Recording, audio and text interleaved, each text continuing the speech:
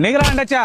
तुला एवढं लहानाचं मोठं केलं, शाळा शिकवली आणि घरात राहायला आणि देते, तरी पण तुला 300 रुपये खर्चाला पाहिजे होय. जोपर्यंत तू स्वतःच्या हिमतीवर 300 रुपये कमवून आणत नाहीस तोपर्यंत घरात पाऊल टाकायचं नाही.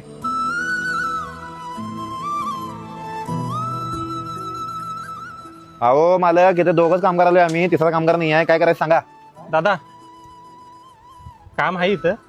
काम हाय, खरं 300 रुपये हजर मिळणार बघ. करणार काय? चालते दादा.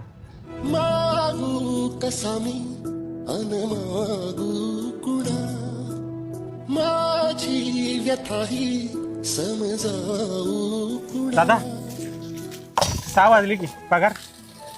तिकडं मालक पगार वाटायला आले, तिकडे जाऊन घे जा.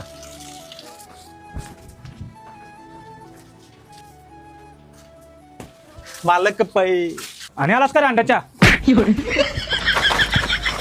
ओ पप्पा, ओ ऐका तर ओ काय पप्पा. काय अंड्याच्या, तुझ्या घरात पैसे मागतो आता कामावर पण आलाय. ओ नाही ओ